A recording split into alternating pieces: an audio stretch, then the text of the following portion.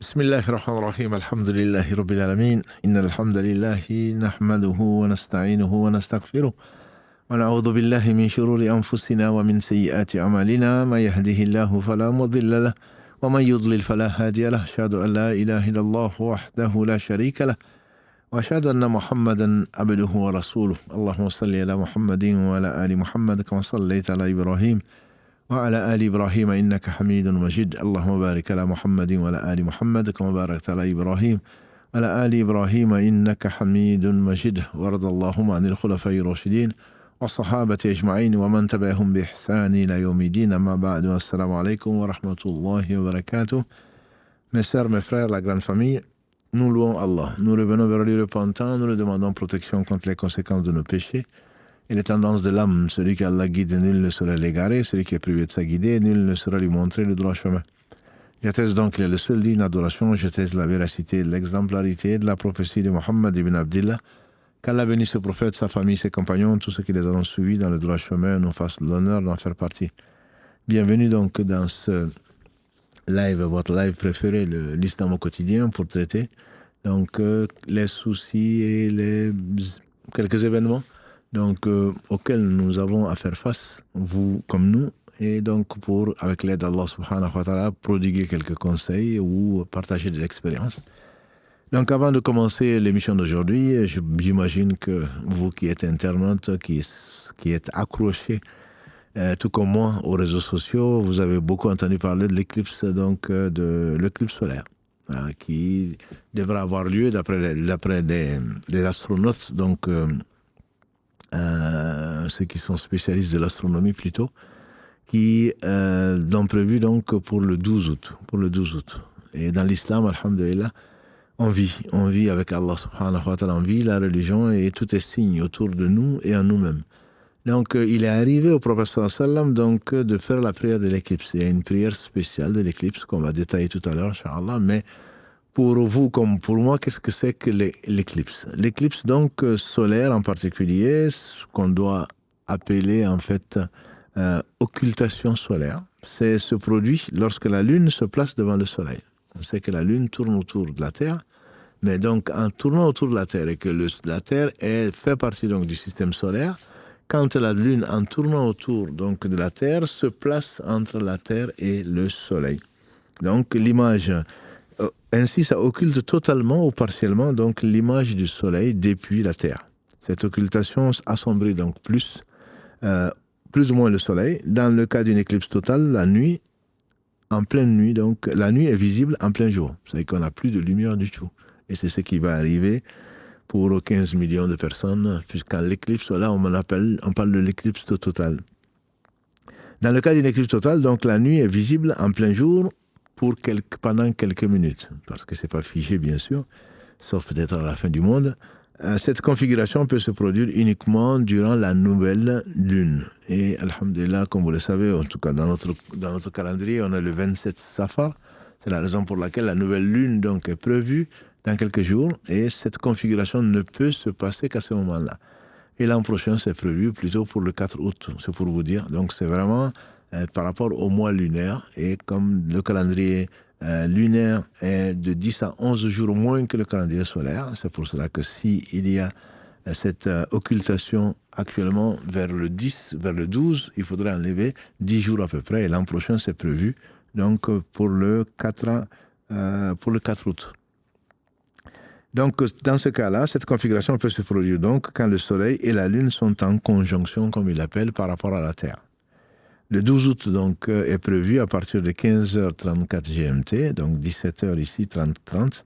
L'ombre de la Lune traverse l'Arctique comme continent, le Groenland est revendiqué par Trump, l'Islande et l'Espagne. Donc, occupant le Soleil pendant 2 minutes et 18 secondes, c'est ce qui est prévu. Ça va occulter le soleil pendant 2 minutes seulement, et 18 secondes.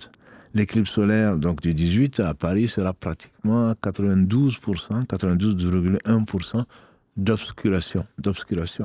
Donc, il faudrait, comme le conseillent les spécialistes, il ne faudrait surtout pas lever les yeux et regarder directement. Il faut porter des lunettes, etc., parce que sinon, ça peut avoir un effet très très grave donc, sur la vue et sur les yeux. Je ne vous invite pas à le faire spécialement, d'autant plus que ce n'est pas, dans l'islam, ce n'est pas une exaltation, ce n'est pas une contemplation, pas du tout. Contrairement à ce que l'on entend aujourd'hui, on va se mettre ici à Pejzavid ou je ne sais où pour aller essayer de l'observer. Dans l'islam, ce n'est pas du tout ça, c'est un des signes parmi les signes d'Allah et on reviendra dessus. Quel est le statut donc légal d'une prière à faire à ce moment-là? Bien entendu, comme le prophète sallam nous l'a enseigné, le soleil se lève et se couche entre les cornes de Satan. Il a dit donc, ne visez pas le lever du soleil et le coucher du soleil pour prier Allah. Les gens qui adorent le soleil vont prier à ce moment-là. Donc il ne s'agit pas du tout, ça ne se suit bien entendu pas dans ce cadre-là. Et c'est la raison pour laquelle il est déconseillé, voire interdit pour celui qui a déjà prié le Fajr jusqu'au lever du soleil, et on va laisser le soleil se lever complètement, pour faire donc la salat duha ou pour faire une 2 raka'a qui sont récompensés par Allah subhanahu wa ta'ala comme si on avait fait une umrah. Après le Asr, il est déconseillé, si ce n'est pas une prière avec raison, il y a sababiyya, de prier jusqu'au coucher du soleil. Cela ne veut pas dire qu'on ne peut pas prier après le coucher du soleil. La preuve, c'est que le prophète sallam a dit, avant la prière, entre le adhan et le iqama de la prière du maghrib, il y a 2 raka'a. Il a dit 2 fois. La 3e fois, il a dit pour celui qui veut. Et on a même craint que ce soit une obligation pour nous, en fait. Et celui qui rapporte ce hadith, il dit que du temps du prophète sallam, quand on fait l'adhan du maghrib, tous les piliers étaient occupés. Bien entendu, c'était leur sutra. Ils se mettaient derrière, c'est ce qui est plus que recommandé dans l'islam. Quand on est dans une mosquée, il faut mettre un sutra. Donc, définir son espace sacré. Et la meilleure définition, c'est de se mettre derrière un pilier, donc pour empêcher les gens de passer. Le prophète sallallahu alayhi wa sallam, il empêchait même une chèvre de passer, il mettait le bras. Et il a même dit, c'est une sunna qui est négligée aujourd'hui, il a même dit que quelqu'un qui va passer devant toi, il faut l'empêcher avec le bras. Et si il persiste, tu le combats. Donc c'est pour dire que on est dans la prière, on n'est pas là en train de regarder à gauche, à droite, on est vraiment devant Allah subhanahu wa ta'ala. Et comme ici à Sa Majesté, comme l'a dit le prophète sallam, celui qui prie, donc il prie, et Allah est en face de lui, qui ne crache pas, non plus à sa droite, parce qu'il y a un ange à sa droite. Quand il crache, pas sur les moquettes, vous avez bien compris, quand il crache soit à gauche, soit en dessous de lui. La mosquée du prophète sallam, bien sûr, il n'y avait même pas de natte, comme on peut le trouver au village, encore moins de moquettes. Donc pour revenir à notre sujet de la prière, donc la salat Kusuf, c'est la prière donc de l'éclipse. Vivement recommandée, tant pour les hommes que pour les femmes. Et le prophète sallam a dit, le soleil et la lune ne s'éclipsent pas à cause de la mort ou de la naissance de quelqu'un. Mais ce sont 2 signes parmi les signes d'Allah qu'il montre à ses serviteurs. Si vous voyez cela, hâtez-vous vers la prière. Hadith rapporté par Bukhari et Muslim, et la version que vous avez entendue, la traduction, c'est celle de Al-Bukhari. Qu'est-ce qui s'est passé? Ibrahim, comme on le sait tous, le prophète sallam a eu ses 4 filles qui ont vécu, et 3 sont décédées de son vivant, Fatima, Kalalagré, ainsi que toute la famille du prophète sallam. Les Fatima est décédée après le prophète sallam, très peu après donc le prophète sallam. Les 3 autres sont décédés avant. Et c'était toutes des filles de Khadija, notre mère, la première, donc mère des croyantes. Il a eu 2 garçons, donc Al-Qasim et Al-Tayyib, qu'on appelle Abdallah. Il a plusieurs prénoms, donc qui sont nés du mariage avec Khadija, mais qui sont décédés tôt. Donc tous ces garçons sont décédés tôt. On a fait une allusion pour vous dire que Allah ne fait que le meilleur. Donc, ce n'est pas pour l'attrister. Allah sait s'ils avaient grandi, ce qui serait passé. Peut-être la communauté est déjà divisée en 13 parties, comme l'a dit le prophète sallallahu alayhi wa sallam, que dire si certains adorent Ali, d'autres adorent Fatima, d'autres adorent Al-Hassan, d'autres adorent Al-Hussein, sans rentrer dans les détails de différentes sectes, que dire si le prophète sallallahu alayhi wa sallam avait laissé lui-même un enfant. Allah, il est sage, Allah, il est miséricordieux, Allah, c'est tout. Donc, à Madina, il a eu un enfant avec Maria la Coopte, qui est devenue une musulmane d'après la Sira. Donc cet enfant s'appelait Ibrahim. Il dit, je l'ai appelé Ibrahim, Ibrahim étant le père des musulmans. Donc Ibrahim est décédé très tôt. Lui aussi, il n'a pas survécu. et on dit Alhamdulillah. Donc ce Ibrahim est décédé. Le jour où il est décédé, Allah a éprouvé les croyants, il y a eu l'éclipse. Il n'y a pas de hasard. Mais on appelle ça une coïncidence. Allah a voulu nous éprouver, et les compagnons en particulier. Donc Ibrahim est décédé et il y a eu l'éclipse. Qu'est-ce que l'homme va faire? Qu'est-ce que la femme va faire? Qu'est-ce que le fils de l'homme, comme ça, qui parle sans réfléchir? Ils sont venus voir le prophète sallam, ils ont dit, même le soleil et la lune se sont attristés, ont participé à ta tristesse. En effet, quand Ibrahim est décédé, le prophète il a pleuré. On a vu des larmes sur son noble visage, sallallahu alayhi wa sallam. On a dit, mais même toi tu pleures? Il a dit, mais ça c'est une miséricorde qu'Allah met dans le cœur des gens. Ibrahim, tu vas nous manquer. Le cœur est gros, les larmes coulent, mais on ne dit d'Allah que du bien. Voilà. Donc voilà comment il faut interpréter les choses. Avant tout par rapport à la connaissance d'Allah, à l'amour d'Allah, à la science que Allah lui a révélée. Pas par rapport, ah oui, mais c'est vrai. Même le soleil s'est obscurci, on dirait aujourd'hui. Même le soleil s'est attristé. Non, pas du tout. Il s'est mis en colère, sallallahu alayhi wa sallam. Il a dit, le soleil et la lune sont deux signes d'Allah. Et ils ne se mettent, comme il a dit, alayhi wa sallam, et ils ne s'éclipsent ni pour la naissance, ni pour la mort de qui que ce soit. Donc ceux qui vont chercher la naissance du prophète sallallahu alayhi wa sallam pour en faire je ne sais quelle fête, ça n'a aucun rapport. Absolument aucun rapport. Ce sont des signes d'Allah. Allah l'a créé, Allah nous a créés, et donc il nous éprouve, même par des éclipses. C'est comme ça qu'il faut le voir, et non l'admiration devant ce phénomène naturel, diraient les non-croyants. Nous on dit, comme l'a dit le prophète sallallahu alayhi wa sallam, ce sont deux signes parmi les signes d'Allah qu'il montre à ses serviteurs. Et ceux qui connaissent un peu l'astronomie se rappelleront très certainement que la précision, je viens de lire dans Science et Avenir, la précision de la position de la Lune est une miséricorde, dans la mesure où si la Lune était un peu plus proche, un peu décalée par rapport à la Terre, les saisons seraient complètement... Aujourd'hui, on se plaint de la canicule, du réchauffement climatique, mais ça, ce n'est rien. On dit 2,7 degrés par rapport à 1922, déjà, en 2022. Mais qu'est-ce que ça aurait été si ce sont des spéculateurs, des incapables, comme sont les hommes tous, qui avaient tracé donc ces trajets-là. Ils sont extrêmement précis, à 10 puissance, je ne sais plus, moins combien. La précision, bien sûr, de leur création, la précision de leur trajectoire, ne peut qu'amener les gens à louer celui qui les a créés. Et ils n'ont pas été créés comme ça, en vain. Donc ça, c'est Allah subhanahu wa ta'ala. Et revenons donc à cette prière.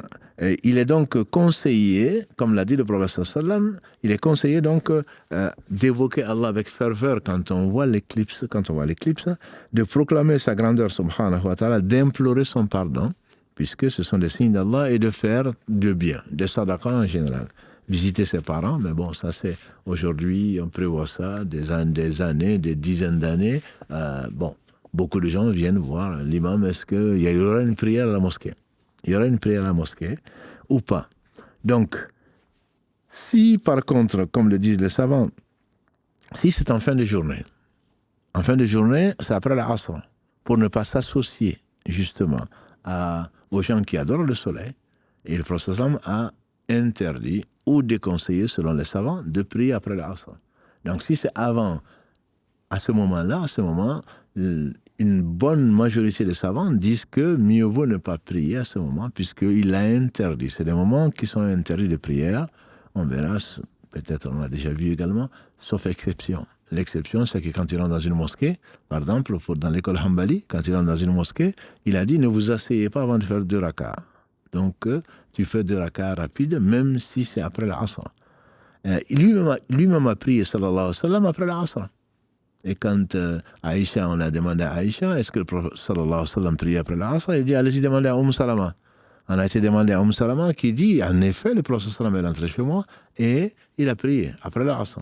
Et j'ai envoyé la servante lui dire, mais pourquoi toi tu pries après l'Asr alors que tu dis aux gens de ne pas prier?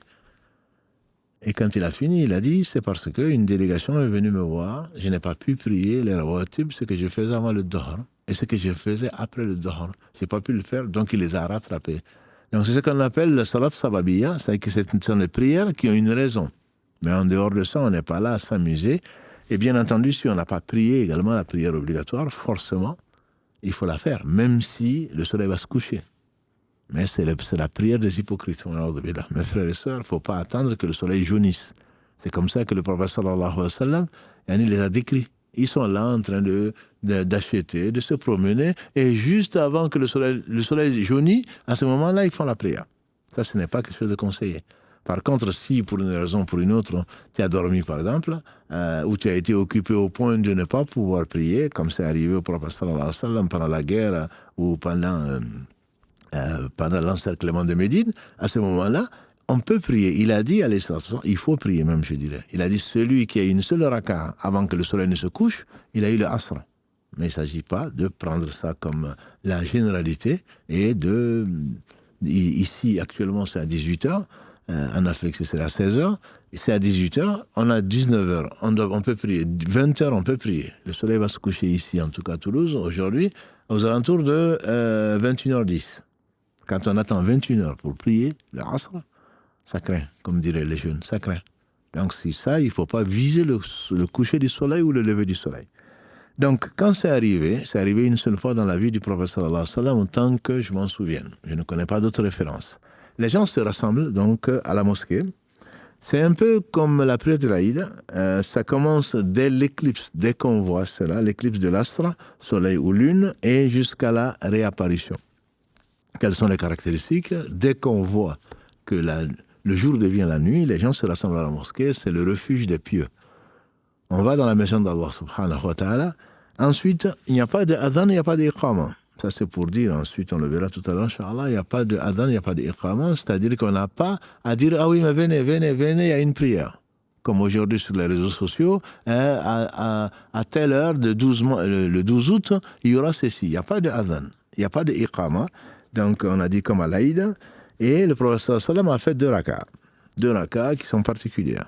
Il a dit Allahu Akbar, il a lu la Fatiha certainement, et il a lu très longuement des sourates.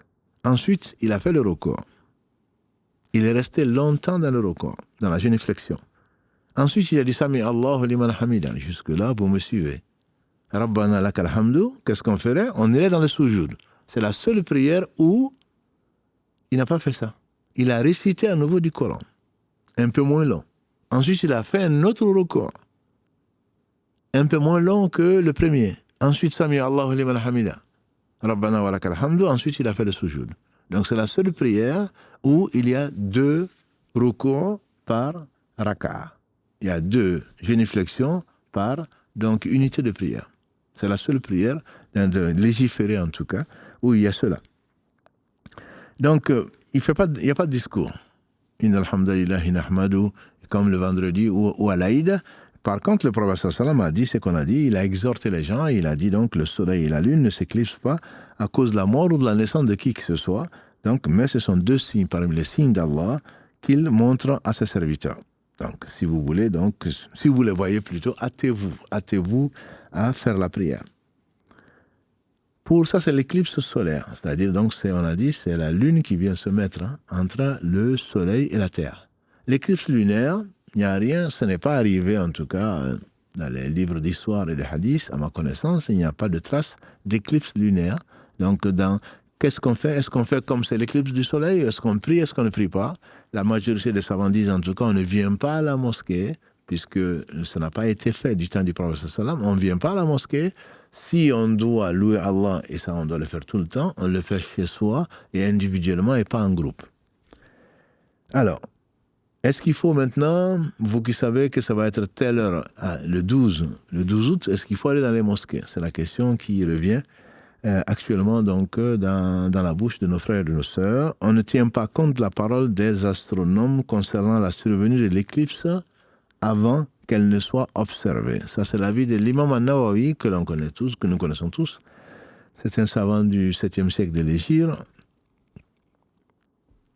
Non, il est né en 636 et il est mort en 676, à 40 ans. Mais Allah a béni sa vie Et je ne connais pas de mosquée où il n'y a pas les 42 An-Nawawi ou les Riyad Salihin, etc. C'est lui qui a expliqué également le Sahih Muslim. Donc il est connu également pour cela et c'est une référence. L'imam An-Nawawi donc a dit, Ad-Darimi, qui est un de nos prédécesseurs, et d'autres ont dit on n'agit pas concernant l'éclipse selon la parole des astronomes. C'est que c'est pas les astronomes, ils ont dit et il va y avoir l'éclipse à telle heure, de tel jour, qu'on va se rassembler à la mosquée en attendant cela. Et dans le Furu' d'Ibn Muflih al-Hanbali, donc ça c'est l'école Hanbali, à propos de l'éclipse, il dit on ne tient pas compte de la parole de l'astronome et on n'agit pas selon elle. Ça c'est pas nous, ça ce sont les savants qui parlent d'antan et on fait confiance à leur parole. Donc la prière de l'éclipse est prescrite dès la disparition donc d'une partie de la lumière du soleil. Ainsi, donc Daqa'iq ibn al-Nuha a dit et faire le bien. En général, c'est ce que l'on fait donc dans la prière de l'éclipse. Les Malikis, puisque souvent beaucoup d'entre nous se réclament de cette école, les Malikis sont d'accord avec cela, sauf si la diminution est si légère qu'elle n'est perceptible que par les spécialistes de l'astronomie. Qu'est-ce qu'il veut dire? Il veut dire que si on sait qu'il y a éclipse, l'éclipse elle peut être, on a dit, totale. C'est rare, elle peut être souvent partielle. Donc si on sent que la lumière du soleil atteint moins, je ne parle pas de nuages, hein, bien sûr, on voit l'éclipse à ce moment-là. Si ça ne se voit presque pas, il n'y a pas de prière d'éclipse. Mais si ça se voit très peu, pour eux, il n'y a pas de prière. Mais si ça se voit, même si c'est partiel, là on a dit qu'actuellement, au moins dans la zone de l'Espagne, dans la zone, même en France en tout cas, et probablement dans d'autres pays, ça va être à 90%. Ça veut dire que vraiment, le jour va être assombri au point qu'on va se croire dans la nuit. Mais si c'est même partiel, c'est possible de le faire pour les Malikis, mais si c'est pas vraiment, ça se voit pas, l'œil nu entre guillemets, c'est très léger, c'est très peu, donc d'éclipse à ce moment-là, on ne le fait pas. Ça c'est la position des Malikis. Il est recommandé donc chez les Malikites pour l'éclipse solaire, c'est-à-dire la disparition de la clarté totale ou partielle, tant que ce n'est pas si minime que seuls les spécialistes de l'astronomie et du calcul puissent le percevoir. En conclusion et en résumé, la prière de l'éclipse n'est prescrite que lorsque l'on voit la disparition ou l'occultation totale ou partielle de la lumière du soleil. Les Malikites donc font exception lorsque la diminution est extrêmement légère. Cette prière est une sunna confirmée selon la majorité des savants, comme cela a été mentionné. Il convient aux musulmans, lorsque cet événement se produit, de se hâter vers le repentir, parce que, si vous vous en souvenez, ou si vous savez, parmi les 10 grands signes de la fin du monde, il y a 3, soit khusuf, soit kusuf. Donc l'un voulant dire 3 tremblements, l'autre voulant dire, ça dépend du ravi, 3 éclipses. Donc ce sont des signes avertisseurs de la fin du monde qui doivent amener, une fois qu'il y a la fin du monde, comme vous le savez, la porte du repentir est fermée, comme l'a dit le prophète sallallahu alayhi wa sallam. Le premier signe de la fin du monde, c'est le lever du soleil dès son occident. On dirait aujourd'hui scientifiquement que le soleil, que la Terre va arriver tourner jusqu'au Asra, et ensuite il va s'arrêter. Et donc l'éclipse rappelle qu'Allah subhanahu wa ta'ala est tout puissant et rappelle que la fin du monde se rapproche. C'est pour cela qu'il est conseillé de multiplier encore plus donc le rappel d'Allah, l'exaltation, son imploration, notamment dans le repentir, puisque une fois que le soleil va se lever de son occident, a dit le prophète sallam, la porte donc du repentir est terminée. Tout le monde va croire en voyant ces signes-là, mais la croyance de qui que ce soit ne lui servira absolument à rien tant qu'il n'avait pas cru auparavant. Donc c'est ça, c'est la vérité qui s'est imposée à la personne. Or, croire, c'est que la vérité intérieure, on a cru en Allah sans le voir. Alladhina yu'minuna bil ghayb. Les croyants sont ceux qui croient à l'existence d'Allah, à l'au-delà, à ses messagers, à ses anges sans les voir, bien sûr. Donc une fois que tu vois que le soleil ne bouge pas, une fois que tu vois l'ange de la mort, ben, ça ne te sert plus à dire la shahada. C'est ce qui est arrivé à Pharaon et ça ne lui servait à rien puisqu'il est dans son tombeau châtié matin et soir avant donc l'au-delà pour qu'il reste dans l'enfer pour l'éternité qu'Allah nous en préserve. Donc il faut que l'on prie ou qu'on ne le prie pas. Quand on en est conscient, il faudrait multiplier, profiter de cette partie-là, jusqu'à ce que le soleil disparaisse, ou plutôt jusqu'à ce que la lune ne soit plus sur le trajet du soleil, et donc multiplier les invocations, les évocations, les demandes de pardon d'Allah subhanahu wa ta'ala, et prier bien sûr abondamment sur le prophète sallallahu alayhi wa sallam, par qui Allah nous a apporté donc toutes ces nouvelles qui sont vérités et qui vont se réaliser. Voilà, donc c'était la petite demi-heure d'information à propos donc de l'éclipse du 12 août 2026. Allô, oui, salam alaikum. Salam alaikum. Allô, Wa alaykoum salam. je vous écoute. Oui, Chir, déjà, merci beaucoup de me recevoir, Barakallahu de fik. prendre le temps d'écouter mon histoire. Je vous avais expliqué un petit peu il y a quelques temps, enfin il y a bientôt 3 mois déjà, Ah, concernant mon ex-mari qui était handicapé. oui. Je vous avais envoyé mon histoire et je vous appelle pour un complément d'information parce que vous aviez des doutes un petit peu, Non, c'est pas les doutes, j'avais des questionnements, c'est pas les doutes. des questions, Voilà, pardon. voilà. Et enfin, c'était, voilà, j'ai été mariée à cette personne depuis mes 18 ans. Oui. Quand je suis partie à l'étranger, 2 ans après, il a subi un très grave accident. Mm. Et aujourd'hui, il se trouve très, très, très handicapé. Il est lourdement handicapé, en fait, depuis le traumatisme crânien qu'il a subi. Allah. J'ai été à ses côtés pendant, comme je vous ai dit dans le message, pendant 11 ans. Mm. C'était une période très importante de ma vie, mais c'était aussi une période très, très, très difficile. Ouais. Et pour faire bref et pas pour ne pas durer sur l'antenne, après ces 11 ans-là, le divorce a été acté.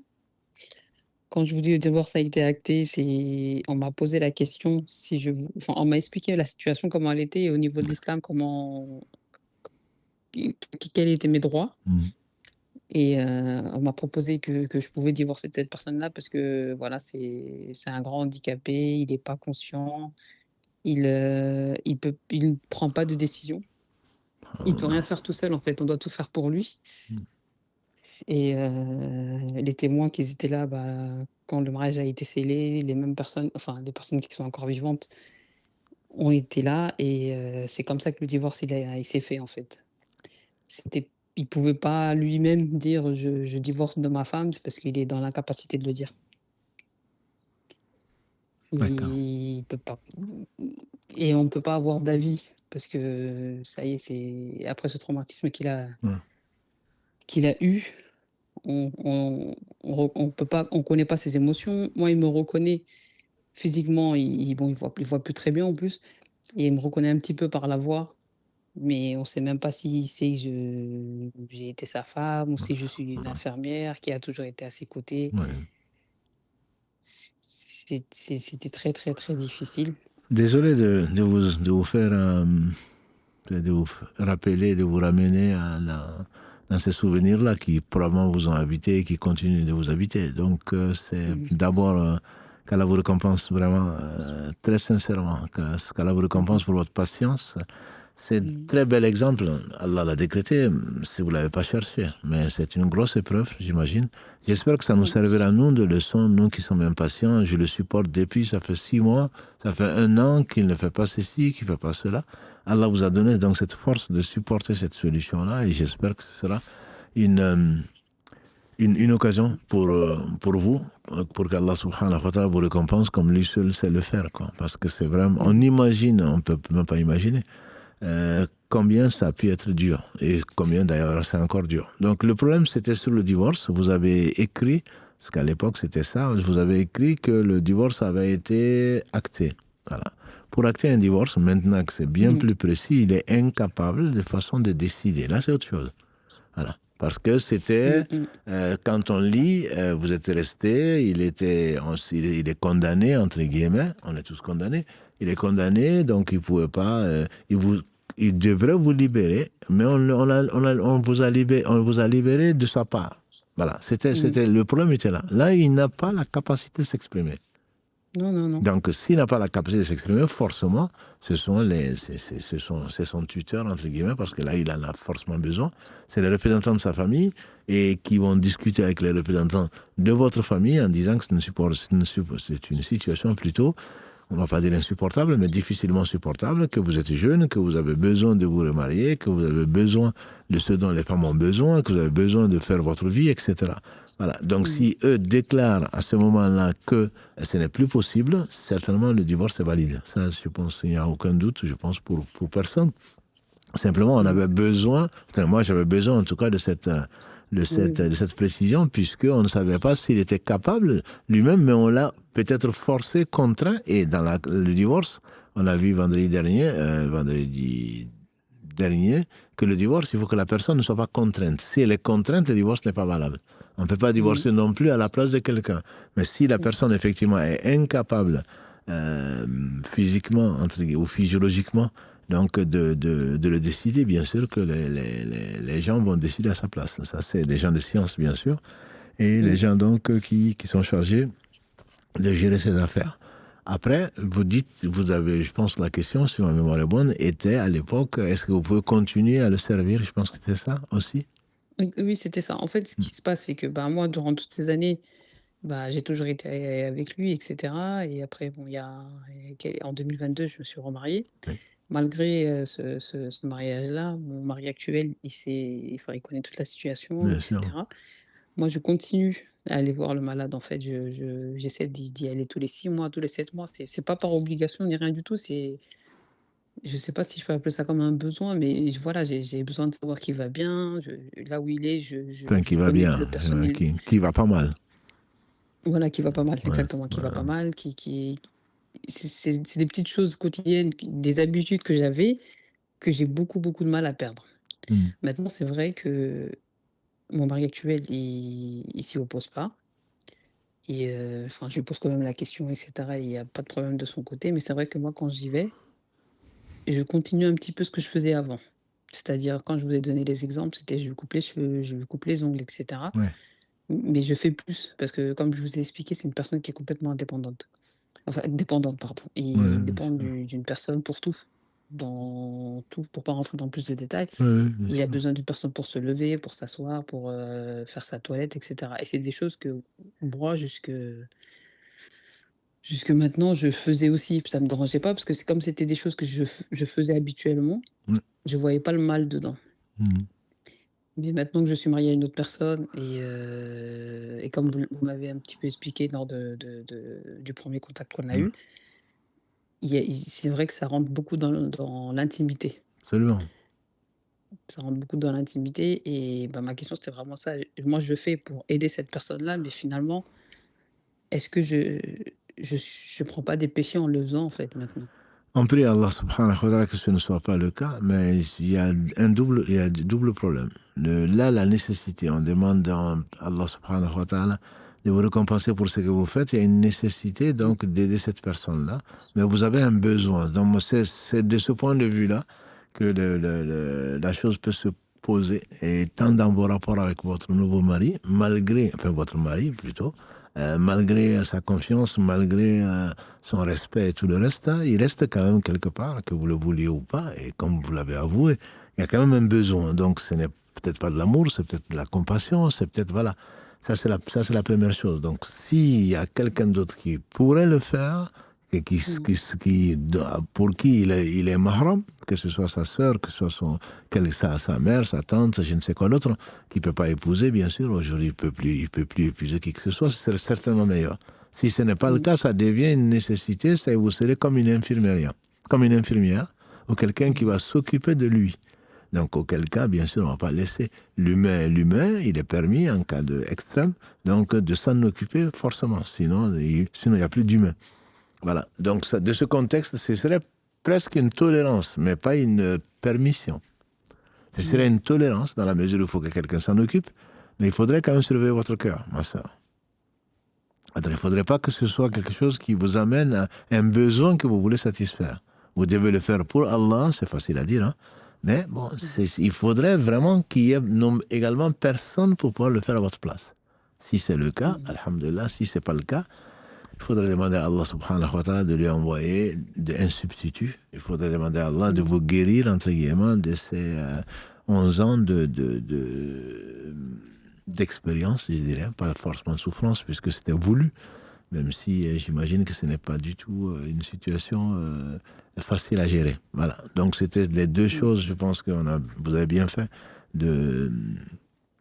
d'échanger de vive voix, parce que la chose me paraît maintenant beaucoup plus claire, puisque Karim avait fait passer le message, on avait répondu. Pour moi, j'avais encore quelques doutes. C'était pas du tout des questions.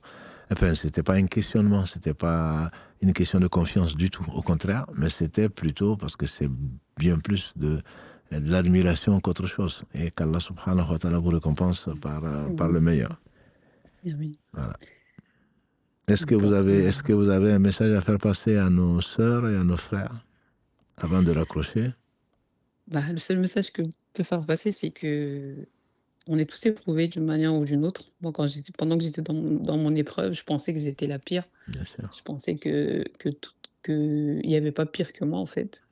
Et au fil des années, et toutes ces années que j'ai passées à côtoyer des médecins, à côtoyer le corps médical, à voir des malades tous les jours, à voir des défunts tous les jours, j'ai beaucoup appris et je me suis dit, en fait, je suis pas pire. Parce que moi, au moins, je peux être à côté de cette personne. Je ne suis pas la personne qui est malade. Mais la personne qui est malade, c'est elle qui est dans une situation pire que la mienne. Et au début, c'est vrai que j'étais jeune, etc. J'ai eu beaucoup, beaucoup de mal à accepter la situation. J'ai eu beaucoup de mal. Mais après, au fil des années, j'ai accepté. Et alhamdoulilah, honnêtement, le fait de croire en Allah, ça m'a beaucoup, beaucoup, beaucoup, beaucoup aidé. Certainement, oui. Beaucoup, beaucoup aidé parce que c'était dur. C'était très, très dur. On On l'imagine. passe par beaucoup de phases On l'imagine. voilà. Déjà, nous qui nous croyons, c'est pour ça. Je pense que l'entendre de vous, je pense que j'espère que ça fait du bien à tout un chacun et surtout de relativiser nos malheurs, quoi. On est toujours là en train de râler, on n'est jamais content. On croit qu'on est la pire personne, enfin la plus éprouvée, et pourtant il y a bien plus éprouvée. Voilà. Donc c'était pour ça que je vous avais invité à au moins nous conseiller, parce que vous avez eu une grande expérience, en tout cas qui devrait servir à toute personne qui se sent très éprouvée. Parce que c'est qu'on entend souvent, je lis très souvent, mes sœurs en train de dire, je suis très éprouvé dans mon mariage, je suis très éprouvé. C'est vrai, la vie et la mort ont été créées pour nous éprouver. Maintenant, il y a épreuve et épreuve, comme le disait le prophète sallam, celui d'entre vous qui est éprouvé, qu'il pense à plus éprouvé, entre guillemets, qui regarde quelque chose, sa situation à plus bas. Et effectivement, on le sent peut-être pas assez, et c'est peut-être aussi pour ça qu'il nous a invités à visiter les cimetières, parce que ça nous rappelle la mort. Et il y a une fin, alhamdulillah, et il y a une récompense. Donc Allah vous récompense par le meilleur, et barakallahu fik d'avoir témoigné, d'avoir pris le temps donc de témoigner dans cette émission. Barakallahu fik, ma sœur. Barakallahu fik. Assalamu alaikum. Wa alaikum salam, cher. Alors donc, qu'Allah prie mes frères et sœurs pour cette sœur qui a été éprouvée, mais alhamdoulilah qui le vit comme on l'entend. Nous, on est peut-être même incapables de témoigner de cela et qu'on relativise nos malheurs. Et après le malheur, on dit que celui qui rentrera au paradis qui a été le plus éprouvé. C'est pas on dit, le prophète sallallahu alayhi wa sallam nous a dit, et il ne parlait pas de lui-même, il dit que celui qui a été le plus éprouvé dans ce bas monde, quand il va rentrer au paradis, on va l'en faire sortir, il va rentrer au paradis minimum, tant soit peu, on dirait quelques secondes. On essaie d'imaginer. Le paradis, c'est ce qu'aucun d'eux n'a vu, aucun n'aurait entendu parler, dont l'imagination même n'est passée dans l'esprit de personne. Mais bon, un homme qui a été très éprouvé dans ce monde, et qui rentre au paradis, et on le fait sortir, et on lui dit, est-ce que tu as jamais été éprouvé? Il va jurer par Allah qu'il n'a jamais été éprouvé. Et qu'Allah fasse miséricorde à ma mère, elle disait, ce qui ne veut pas passer n'a pas à venir. Une chose qui vient, c'est qu'une épreuve, forcément, elle va passer. C'est facile à dire. En tout cas, qu'Allah assiste les personnes éprouvées, notamment dans leur religion, dans leur physique, dans leur santé, dans beaucoup de choses. Et nous sommes tous éprouvés. Donc, puisqu'on parle de la prière, en tout cas, on a parlé de la prière Kosouf, là, j'ai une question sur la prière. Je les ai sélectionnés en fonction de ce que j'ai vu comme intérêt général. Ne m'en voulez pas si vos questions ne sont pas passées, car il me dit, il y avait, je sais pas combien, 25 pages de questions écrites. Donc on a choisi forcément. On donne forcément donc des priorités. Ici, ma question est de savoir, est-ce que pendant la prière de Asr derrière l'imam à la 3e raka, étant derrière l'imam, au lieu de lire juste la Fatiha, on y a ajouté une sourate où on se rappelle à la fin, doit-on faire une soujoud ou bien c'est couvert par l'imam? Alhamdulillah. Mon frère, parce que j'ai son prénom ici, oui, c'est couvert par l'imam. Donc l'imam a bon dos. L'imam couvre beaucoup d'erreurs dans la prière quand on doit suivre l'imam. Et donc les erreurs de ce genre ne sont pas, ne sont pas sanctionnées, entre guillemets. Et donc tu n'as pas à faire de soujoud ba'di, parce que dans ce cas-là, dans le rite maliki, pas dans le rite hanbali. Dans le rite hanbali, la récitation de la sourate ne fait pas partie des choses qui demandent réparation. Quand on les a oubliées ou qu'on a rajoutées, ça ne demande pas réparation. Ça, c'est une des différences avec le rite maliki. Dans le rite maliki, dans les 2 premiers rakats de toutes les prières, on va prier, après la Fatiha, on va réciter plutôt une sourate. Si toi, dans la 3e ou la 4e, tout seul, si tu suis le rite maliki, tout seul, tu as, par oubli, bien sûr, tu as récité une sourate, donc en plus de la Fatiha, c'est ta question, tu devrais faire 2 sujoud ba'di, comme on l'appelle, donc 2 prosternations après ton salam pour réparer cela. Mais si tu es derrière l'imam, même si tu es dans le rite maliki, tu n'as pas à le réparer parce que c'est l'imam qui le prend. Voilà. Donc je pense que beaucoup de gens certainement en connaissaient la réponse, mais c'était juste un rappel. On espère qu'il profitera, Inch'Allah, à nos auditeurs, à nos auditrices. Alors, salam alaikum. Salam alaikum, imam. Excusez-moi. J'espère que vous allez bien. Alhamdulillah, barakallahu fik. Oui, qu'Allah vous récompense pour tout ce que vous faites pour nous. J'avais une question, c'est que j'ai perdu mes enfants. Oui. Donc 2 bébés, donc le premier il y a 1 an et demi et le deuxième il y a quelques mois. Et du coup, ma famille, mes amis ont cotisé de l'argent pour moi. Je me sens du tout pas légitime d'utiliser cet argent-là, de dépenser cet argent-là. Du coup, donc comme le premier que j'ai perdu il y a bientôt 2 ans à la fin du mois, j'ai cette enveloppe-là en fait qui est chez moi.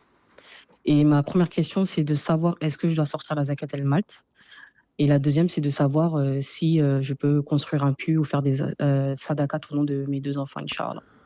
Alhamdulillah, qu'Allah te récompense déjà pour la patience et pour l'épreuve. Parce que, comme on a parlé du prophète sallam qui a perdu donc 3 de ses garçons, et alhamdulillah, qui n'a pas connu son père non plus, etc., ça permet au monde de relativiser nos malheurs. Et surtout, c'est pas à vous certainement que j'ai à le rappeler, Allah ne fait que le meilleur. Le prophète, Allah, quand il dit dans la sourate 18, quand l'homme vert vient, dit à Moussa que l'enfant était l'enfant de 2 croyants, c'est l'enfant qu'il a tué, que l'enfant allait devenir mécréant s'il avait grandi et que Dieu, par miséricorde, l'a rappelé par ce acte injuste pour donner un enfant meilleur. Donc, je vous souhaite, et je pense toute la famille du live vous souhaite d'avoir des enfants bénis.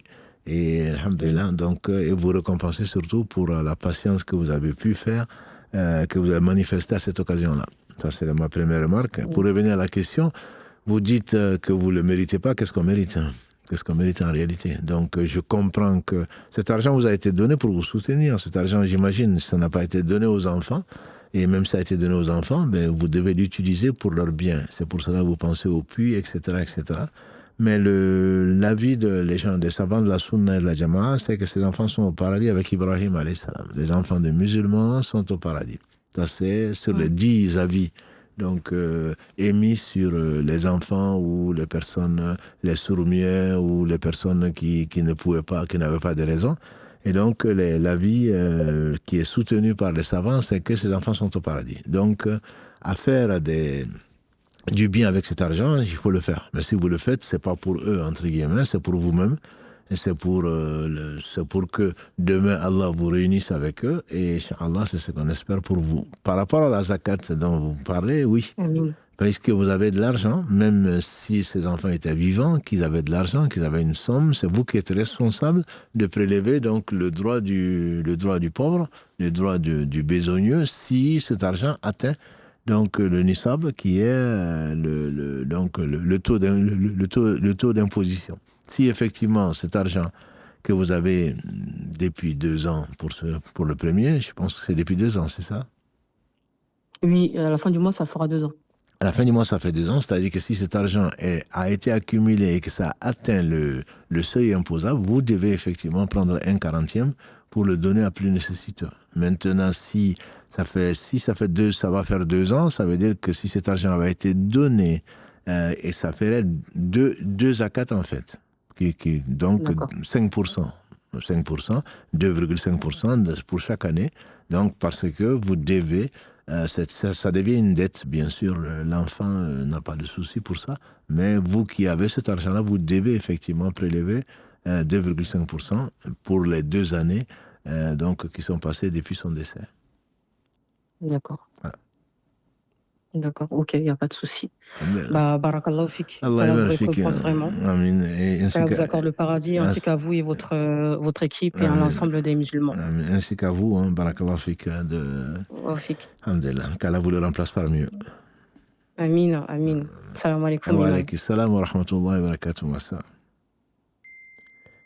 Question encore donc sur la prière. Une sœur qui écrit: ma question sur la prière est la prière en groupe pour les femmes. C'est une question qui est récurrente et qui est souvent posée. Est-ce que les femmes peuvent prier ensemble? Exemple, il y en a une qui se met au milieu et récite et les autres la suivent. Je pose cette question car le premier professeur que j'ai eu m'a dit qu'on pouvait prier en groupe, même pour les sœurs. Et maintenant, je suis dans une nouvelle école. La professeure me dit que ce n'est pas autorisé. En sachant que les deux me disent qu'ils se basent sur l'école Maliki, il me semble qu'il y a un hadith qui dit que prier en groupe est meilleur de 25 à 27 fois que celle toute seule. Mais il n'est pas précisé plutôt homme ou femme. Barakallahu fik, ma sœur, donc d'avoir posé cette question. Les profs ont divergé comme les savants, ils ont divergé. Effectivement, il faut savoir que dans l'école Maliki, les femmes ne doivent pas prier ensemble. Chacune prie de son côté. Que des femmes, et mettre un imam donc, pour les femmes, l'école donc, ne reconnaît pas cette façon de faire. Il a été rapporté, peut-être que nos savants de l'école Maliki considèrent que le hadith est faible ou qu'il a été abrogé. C'est les raisons de divergence des savants, qu'Allah leur fasse miséricorde. Il reste quand même avec la récompense complète. Mais il a été rapporté que les mères des croyantes ont prié en groupe et ont dirigé la prière. Et c'est pour cela que quand l'école Hanbali, par exemple, accepte et reconnaît cette façon de faire, puisqu'il se base essentiellement sur ce hadith ou d'autres, l'imam se met au milieu, effectivement. Donc, ce qui est étonnant dans ta question, ma sœur, c'est que les deux enseignants se réclament de l'école Maliki. Je ne connais pas de divergence dans l'école Maliki sur ça. C'est au moins déconseillé, voire interdit. Donc ça m'étonne qu'un enseignant de cette école-là dise qu'il soit permis. Voilà. Au moins il devrait préciser que dans l'école, ce n'est pas permis. À moins qu'il n'ait pas d'école. Mais en tout cas, si les deux sont Maliki, ceci m'étonne. Après, par rapport à la récompense, tu as raison. Le hadith d'Ibn Omar, qu'Allah l'agrée, ainsi que son père, dit donc que le prophète sallam a dit que la prière en groupe est récompensée 25 fois plus que la prière faite au marché, tout seul. Et dans la version de Bukhari Muslim, dans la version de Abu Huraira, il parle de 27 fois. Donc on dira 25 à 27 fois, comme tu l'as précisé effectivement. Ça, c'est donc la prière en groupe. Ce n'est pas la même chose que la prière nafila. Certains, voulant bien faire, se regroupent pour faire des prières ensemble. Ce qui n'est pas légiféré, sauf pendant le ramadan, c'est que nous appelons donc les tarawih. Ça a été légiféré, on ne va pas revenir dessus. Sinon, vous allez dans le playlist, vous allez dans tout bon livre donc, de fiqh, et vous allez trouver effectivement que ça c'est une sunna. N'en déplaise aux coranistes, c'est une sunna et ça se fait. Maintenant, la nafila, seule, est récompensée de 25 à 27 fois plus que si on la faisait en groupe. Non, si on la faisait plutôt en public. C'est-à-dire, celui qui, comme on le fait souvent après le Isha, on fait le Shaf le Witr, comme vous l'appelez. Moi, je l'appelle le Witr. On le fait à la mosquée, parce que après on va peut-être perdre des ablutions, on n'aura pas, après on va manger, on va faire autre chose. Donc on préfère le faire de suite pour ne pas oublier. Alors qu'en réalité, le fait de le faire chez soi ou dans un coin isolé est récompensé de 25 à 27 fois exactement, comme l'a dit le prophète sallam d'après Abu Umama, Kalalagré. Et donc, non, d'après Shuhaym, plutôt Ar-Rumi, qui a été rapporté consigné par Abu Ya'la. Donc, c'est 25 à 27 fois la prière seule, nafila, donc surrogatoire, par rapport à une prière que l'on fait, pas en groupe, une prière que l'on fait devant les gens et à la mosquée. Et ceci est vrai, précise les savants, même à la mosquée du prophète sallam ou à la mosquée sacrée. La mosquée sacrée, on sait que la prière obligatoire est récompensée 100 000 fois. Si on multiplie ça par 25 ou 27, et Allah seul sait à qui il rajoute. La prière dans la mosquée du prophète sallam, là il s'agit toujours de prière obligatoire. Elle est récompensée 1000 fois plus qu'une prière normale dans une mosquée ordinaire, sauf la mosquée sacrée et celle de Quds, celle de Jérusalem. Voilà. Mais même dans ces prières, même dans ces mosquées plutôt, c'est 3 lieux pour lesquels on peut et qu'on doit visiter. Si on veut visiter une mosquée, comme l'a dit le prophète sallam, ne prenez vos rihal, ne prenez vos montures que pour visiter 3 mosquées. C'est 3 seulement, et pas la mosquée de Tombouctou, la mosquée d'ailleurs. Voilà. Aller la visiter, ça ne fait pas partie de la sunna. Ce ne sont les 3 seules mosquées. D'ailleurs, l'imam Albani, quand il fasse miséricorde, a consigné un hadith où le prophète a dit qu'on ne doit faire l'i'tikaf, la retraite spirituelle, que dans les 3 mosquées. Bref, même dans ces mosquées, même à la Kaaba, mieux vaut, si tu y es, mieux vaut faire à l'hôtel ou dans ta chambre tes prières surrogatoires plutôt que de les faire à la Kaaba. Voilà ce que disent les savants sur ce sujet. Et revenons maintenant à la prière des femmes. La prière des femmes, Humayd, Kalalagré, rapporte qu'elle a dit, Ya Rasulallah, sallallahu alayhi wa sallam, j'aime accomplir la prière en ta compagnie. J'aime accomplir la prière en ta compagnie. Qui n'aimerait pas accomplir la prière en compagnie du prophète sallallahu alayhi wa sallam? Qu'est-ce qu'il a répondu, sallallahu alayhi wa sallam? Il lui a répondu, je le sais bien, mais la prière dans ta loge est meilleure que la prière dans ta chambre. La prière dans ta chambre est meilleure que la prière dans ta demeure, dans ta maison. Et la prière dans ta demeure est meilleure que la prière dans la mosquée de ton quartier ou de ton peuple. Et celle de mosquée de ton peuple est meilleure que celle que tu vas faire dans ma mosquée. Et pourtant, elle est récompensée 1000 fois par rapport à une mosquée normale. Voilà, ce hadith a été rapporté par l'imam Ahmad, par At-Tabarani, Ibn Hibban, Ibn Khuzayma, qu'Allah les fasse tous miséricorde. Donc c'est pour dire, ce n'est pas la tête qui réfléchit, oui, mais si je fais ça, je vais avoir ceci, c'est légiféré. Et comme on le disait hier en cours, donc les ibadat, c'est tawqifiyya. L'adoration d'Allah, c'est, on s'arrête là où le texte le dit. Allah a dit, le messager a dit, on ne peut pas déduire de sa tête en disant, c'est logique, c'est ceci et cela. Ça, c'est l'adoration. Allah seul sait ce qu'il aime et comment il aime. On ne peut s'approcher d'Allah que par la méthode qu'il a enseigné à son prophète sallam, verset 31 de la sourate 3, Qul in kuntum tuhibbuna Allah fattabi'uni yuhibbukum Allah wa yaghfir lakum dhunubakum wallahu ghafurur rahim. Dis-leur à Mohammed, si vous prétendez aimer Allah, suivez-moi. Allah vous aimera et vous pardonnera vos péchés. Allah est celui qui pardonne et donc celui qui est miséricordieux. Voilà donc pour la question, les femmes peuvent, on ne peut pas dire que c'est interdit, mais dans le rite maliki, c'est soit déconseillé, fortement déconseillé qu'est pris ensemble, soit c'est interdit. Quant à d'autres écoles, ou notamment Hanbali, la femme peut prier, les femmes peuvent prier en groupe et l'imam des femmes ne se met pas devant comme dans une mosquée avec des hommes et des femmes. L'imam se met au milieu effectivement du rang et elle peut réciter à haute voix pour les prières, pour les rakas à haute voix, s'il n'y a pas bien sûr de tentation, s'il n'y a pas d'hommes, etc., etc. Wallahu a'lam. Alors oui, salam alaikum. Wa alaykoum salam, imam. Vous m'entendez? Très bien, alhamdulillah. Super. Tout d'abord, je vous remercie voilà, pour tout ce que vous faites, ainsi que voilà, toute la communauté. Je vous salue. Alhamdulillah. Ma question est la suivante.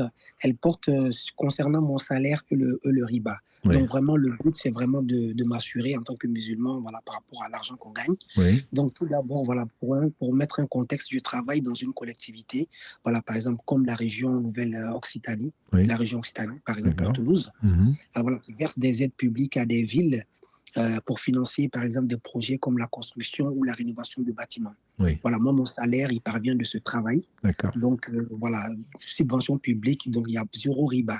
Mon rôle est uniquement de vérifier les factures et les paiements effectués par la ville afin de déterminer le montant d'aide publique à lui verser.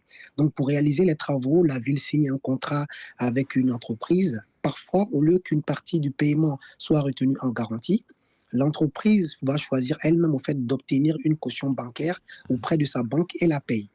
Donc la relation avec la banque est uniquement entre l'entreprise et la banque. Donc moi, je ne choisis pas la banque, je ne signe aucun contrat bancaire, je ne touche aucun intérêt, je n'ai aucun rôle dans l'obtention de cette caution.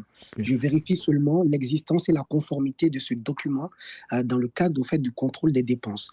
Donc, comme je l'ai dit, mon rôle consiste à déterminer le montant réel payé par la ville à l'entreprise afin de déterminer le montant d'aide publique à lui verser. Donc maintenant, la question, le fait de contrôler un dossier où il existe au fait une caution bancaire, me rend-il au fait lié au riba où mon salaire reste halal? Donc vraiment, je vous remercie. C'est vraiment une question qui est dans ma tête depuis plusieurs mois, qui me fatigue. Donc je voulais avoir vraiment une réponse sur cette question. Alhamdulillah, barakallah fik, mon frère, de penser à la légalité du travail et de ce que tu gagnes et de ce que tu fais consommer à ta famille et ce que tu consommes toi-même. Le prophète sallam nous a dit que celui qui ne cherche pas à savoir l'origine de ce qui met dans son ventre, Allah ne cherche pas par quelle porte de l'enfer le mettre. Donc c'est très très important et j'espère que ce sera, alhamdoulilah, une leçon que je vais retenir personnellement et ainsi que mes frères et mes sœurs. Vraiment de faire attention à ce que l'on consomme et d'où vient surtout que une des 4 questions qui seront posées au fils d'Adam le jour du jugement dernier, une des questions c'est où tu as eu ton argent, comment tu l'as dépensé. Donc tu fais bien de t'occuper d'anticiper, de t'occuper donc de la source, de l'origine plutôt, donc de tes ressources. Donc Allah te récompense pour cela et pour le reste. Amen. Ensuite, tous, je pense, tous les salariés, forcément, ont affaire, sont payés par des fonds, je veux dire, venant de la banque ou ceci ou cela, que ce soit par l'État, que ce soit par la région Occitanie ou par quoi que ce soit. Donc, a priori, toi, tu as un rôle de contrôleur. Si tu as un rôle de contrôleur, tu fais ton travail, tu dois contrôler et ne pas être corrompu par telle entreprise ou telle autre ou par ton employeur pour dire que ceci passe ou passe. On a tous, même au niveau de la mosquée, les gens ne savent peut-être pas, au niveau de la mosquée, à partir d'un certain montant qui est le nôtre, par exemple, on a un contrôleur, donc on appelle le CAC. Donc c'est un commissaire au compte qui va contrôler toutes nos dépenses. Donc le contrôleur, il doit être rigoureux, intègre, et donc, surtout si les musulmans, je dirais, il doit être doublement rigoureux parce qu'il aura à rendre compte à Allah subhanahu wa ta'ala de ce qu'il fait. Donc, Allah ordonne l'excellence en toutes choses. Et donc, dans ton travail, tu dois être excellent. Ce travail que tu fais mérite salaire. Ce salaire, donc, tu n'es pas là pour choisir ni la banque, ni leur fournir à l'entreprise des justificatifs. C'est là où le problème pourrait se poser. C'est que si toi, tu avais à fournir à l'entreprise la preuve qu'ils ont effectivement obtenu le contrat pour qu'ils puissent avoir l'argent, là tu serais impliqué à un pourcentage que Dieu seul sait. Mais dans la mesure où tu ne fais que contrôler, à ma connaissance, il n'y a pas de souci de riba dans ce que tu fais. Tu fais un travail légal et à ma connaissance, tu n'as pas de souci à te faire, au moins pour l'origine de ton salaire. Oui, parce que justement, moi, pour plus de précision, justement, Oui. voilà, vu que j'ai regardé un peu le hadith, on dit, voilà, 2 témoins Donc, vu que moi, dans le cadre de mes activités, donc, on va dire les cautions bancaires, donc c'est un document que moi, je regarde. Donc, je me suis dit, par rapport au témoin, est-ce que moi, je suis un témoin? Le De toute façon, hadith auquel tu fais allusion, c'est le prophète sallam dit qu'Allah a maudit, c'est celui qui fait le riba, celui qui l'emprunte, celui qui le fait, les deux témoins et celui qui l'écrit. Et donc, les deux témoins, c'est ceux qui témoignent que, dans le sens, il prend de l'argent. D'accord? Il va demander de l'argent à la banque. Donc, eux, ils sont là pour témoigner que il a pris de l'argent, c'est-à-dire, il est témoin de la transaction. Bon, toi, tu contrôles qu'il a fait ça. Les anges contrôlent et il y a des traces de cela de toute façon et Allah n'a pas besoin de contrôleur. Donc, je ne pense pas que tu sois inscrit parmi les témoins de l'opération bancaire. Oui, parce que moi juste, je contrôle en fait le document. En fait, de toute façon, voilà, en ce moment, en fait, l'entreprise, en fait, la banque aura déjà versé, en fait, c'est déjà tenu garant. Donc, de toute façon, en fait, tout est déjà fait. Donc, moi, juste, je contrôle le document. Moi, je dirais que si tu es témoin, tu es témoin contre la personne en attestant que la personne la personne ou l'entreprise a fait du riba. Voilà. Mais toi, tu n'es pas concerné, Inch'Allah. Tu n'es pas concerné par ça. D'accord, barakallahu fik. Allah yabarak fik, mon frère. Salam alaikum. Merci à vous. Hein. Avec plaisir. Question encore sur la prière. Une sœur qui écrit ma question porte sur la récitation des sourates durant la prière. J'ai appris à lire l'arabe depuis peu pour pouvoir apprendre des sourates, mais avec la bonne prononciation. Alhamdulillah. Je pensais connaître des sourates que je récite durant la prière. Seulement, je sais qu'il y a de grandes possibilités que je fasse des fautes qui sont considérées comme graves. Dire la mauvaise lettre d'un mot, omettre une prolongation, comme on le verra, Inch'Allah, dans la nouvelle série à partir du 4 septembre, ici, dans ce live du vendredi, et d'autres mineurs durant la prière, sans pour autant savoir quelle faute je fais précisément. J'aimerais donc savoir si je peux continuer de réciter ces sourates ou je dois seulement réciter la Fatiha et attendre de connaître les autres, Inch'Allah. Je me pose la même question pour le verset Ayatul Kursi que j'ai l'habitude de réciter après chaque prière. Je lis ce verset ainsi que la Fatiha tous les jours, mais je sens que je ne suis pas encore au point. Ma sœur, alhamdulillah, c'est bien de poser la question quand on ne sait pas. Et nous, quand on ne sait pas, on cherche également. Donc la Fatiha est une obligation. Tu dois te poser la question également et tu dois insister. C'est peut-être pour ça d'ailleurs que le Cheikh Rachid, barakallahu fi, quand il sera là, va insister probablement sur la Fatiha. La récitation de la Fatiha est une obligation. Il n'y a pas de discussion entre les savants. Donc c'est celle-là que tu dois corriger puisque tu récites ça 17 fois par jour quand tu pries. Donc les autres, tu dois apprendre. Moi, je te dirais que même en dehors de ça, le Coran, ce n'est pas ce que l'on voit dans les phonétiques. Certains savants vont jusqu'à interdire d'écrire le Coran, entre guillemets, en phonétique. Donc, tu me diras comment est-ce qu'on l'apprend?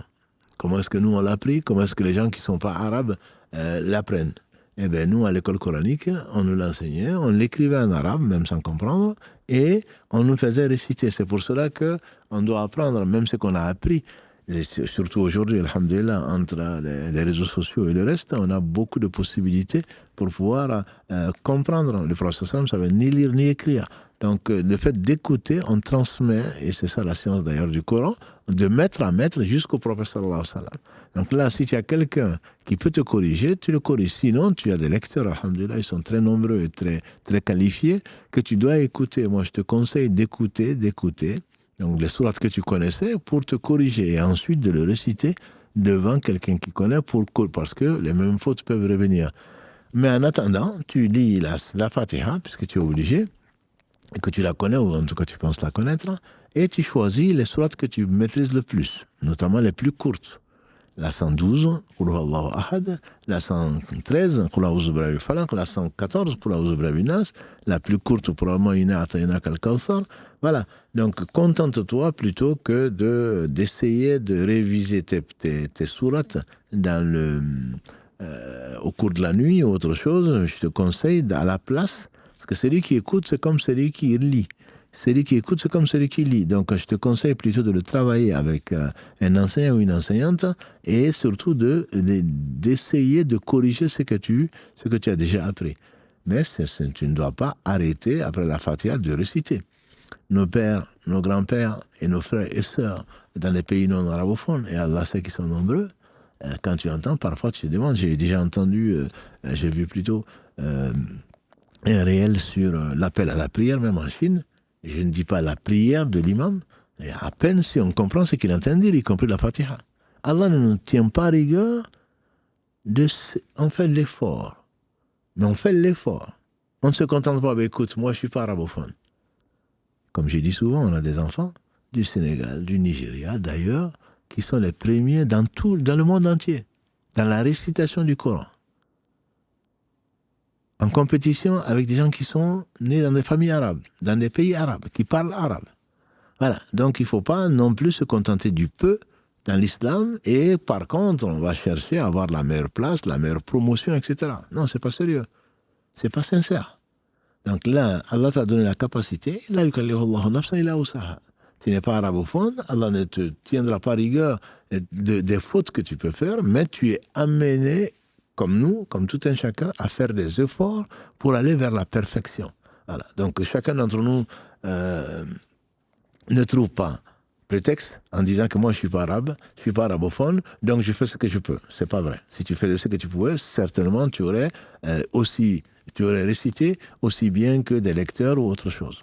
Mais Allah a éprouvé les uns et les autres, et donc tu n'es pas arabophone, et donc tu ne seras pas jugé sur des choses, des subtilités, même d'assortir des lettres. Mais par contre, tu dois les apprendre.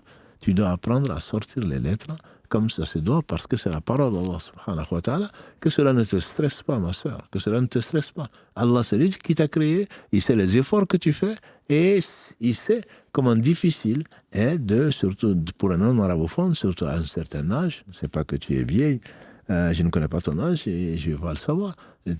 Quand on n'a plus des habitudes, c'est très très difficile de les abandonner. C'est la raison pour laquelle mieux vaut enseigner à nos enfants le Coran. Et le Coran, c'est en arabe. Ce n'est pas en phonétique, ou c'est pas comme nous, on pense que c'est le Coran. Il faut les envoyer, ou il faut les enseigner plutôt, leur enseigner directement de l'arabe, plutôt que de leur laisser des livres en phonétique qu'on appelle le Coran.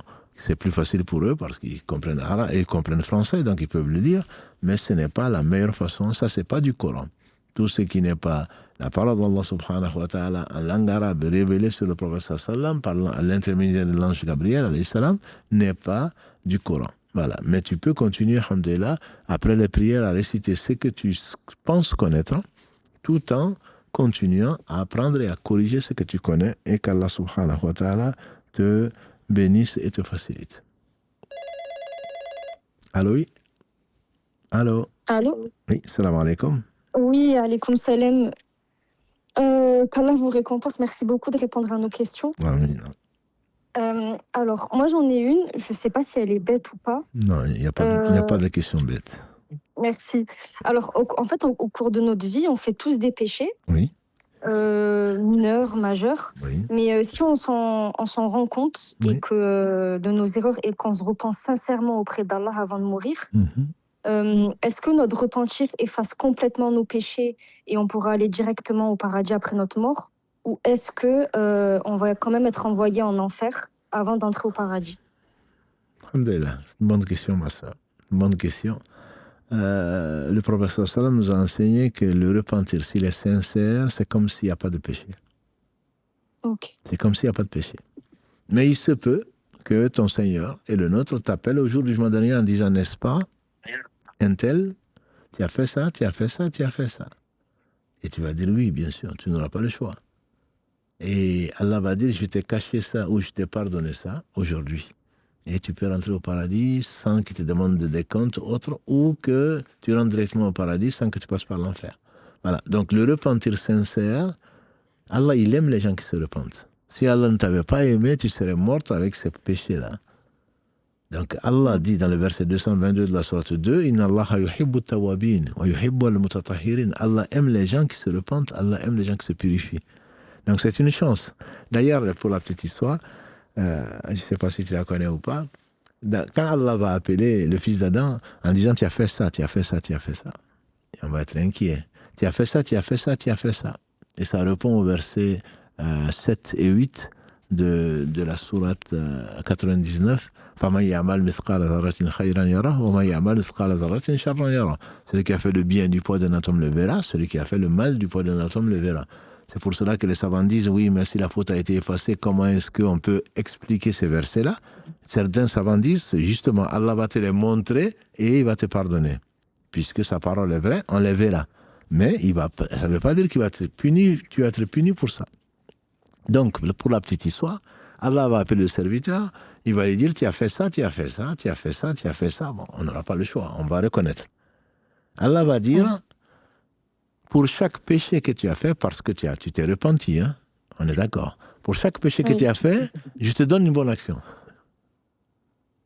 Ok. Et le serviteur, qu'est-ce qu'il va dire à Allah? Au lieu de suffire à ça, il va dire, Allah, il y a des péchés que je ne vois pas.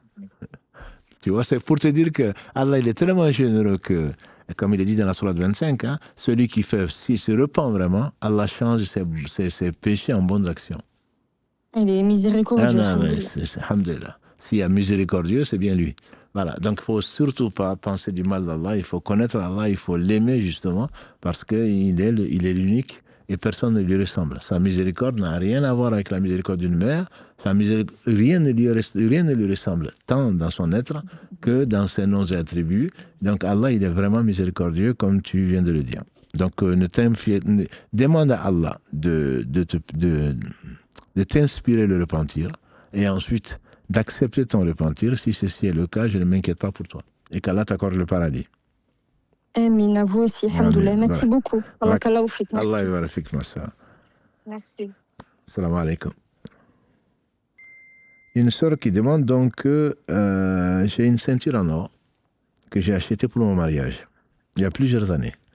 À l'époque, on m'avait expliqué que les bijoux destinés à un usage personnel et effectivement portés n'étaient pas soumis à la zakat. Or, dans les faits, je n'ai porté cette ceinture que le jour de mon mariage. Depuis, elle est conservée dans un coffre et je ne l'utilise pas. Je ne l'utilise plus. Je me demande donc si la zakat est désormais due sur cette ceinture. Si c'est le cas, je crains de ne pas avoir les moyens financiers de la payer. Que me conseillez-vous dans cette situation? Serait-il préférable de conserver cette ceinture ou de la vendre afin de pouvoir m'acquitter de cette obligation si elle est effectivement due? Ma soeur, qu'Allah te bénisse, cette ceinture, bon, j'imagine c'est ta dot et j'espère que ton mari n'a pas fait faillite. Donc après cela, et bon, alhamdulillah, Allah parle d'un quintal d'or, si on le donne de ne pas le reprendre, mais plus la dot, plus la valeur de la dot est modique, elle est petite, plus Allah accorde la baraka. Donc c'est pas de ta faute, j'imagine que c'est pas toi qui as demandé une ceinture d'or. Bref, pour répondre à ta question, si tu as ça comme tu l'avoues, c'est dans un coffre, et donc depuis le jour de ton mariage, tu l'as porté, ensuite tu l'as plus porté. Donc ça, c'est un trésor que tu as, c'est une réserve que tu as, c'est imposable. Je ne connais pas d'avis contraire. Ceux qui disent que quand tu la portes en tant que bijou, c'est un avis, parmi les avis. L'avis dans l'école Maliki, c'est que ce que tu portes comme bijou, il n'y a pas donc de zakat dessus. C'est dans l'école de l'imam Ahmad, même si tu le portes comme bijou, tu as quand même une zakat dessus. Il y a les deux avis. Mais dans ton cas, certainement, c'est une réserve que tu as, une réserve d'or, et c'est imposable. Et je dirais depuis que tu l'as, depuis ton mariage. Tu n'as pas d'argent, raison de plus pour te débarrasser de ça. Parce que celui qui a de l'or et qui ne sort pas de zakat dessus, au jour du jugement dernier, aura des soucis. Donc, il faut que tu sortes de la zakat dessus. Et comme tu n'en as pas, et que tu n'en as pas besoin, puisque tu n'as pas porté depuis ton mariage.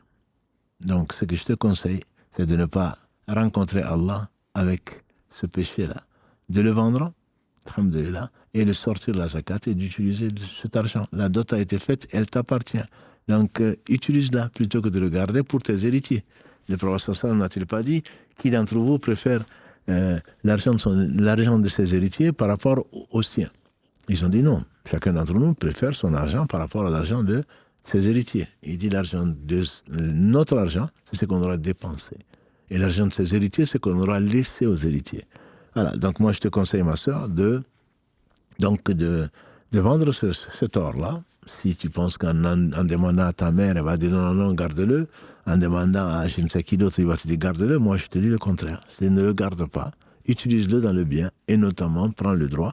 Donc, sur ce que tu auras gagné, prends le droit des pauvres qui représente pour l'or donc un 40e, 2,5% et le donner. Et si tu es marié depuis quelques années et que tu ne l'as pas porté depuis quelques années, je te conseille de payer également parce que c'est une dette. C'est le droit de quelqu'un. Le droit de quelqu'un ne passe pas comme ça par le repentir. Le repentir inclut de réparer. Et la réparation passe dans ce cas-là par le fait de donner le droit du pauvre et du déshérité, de l'endetté, etc., comme Allah le définit dans le verset 60 de la sourate 9. Donc, les 8 catégories de bénéficiaires de la zakat. Et qu'Allah te pardonne et qu'Allah te bénisse. Une question donc maintenant sur le jeûne, 2 questions même, sur le jeûne notamment des jours blancs. Une question donc, une sœur qui nous dit Barakallahu fik pour votre travail, qu'Allah récompense, donc vous récompense, Amin.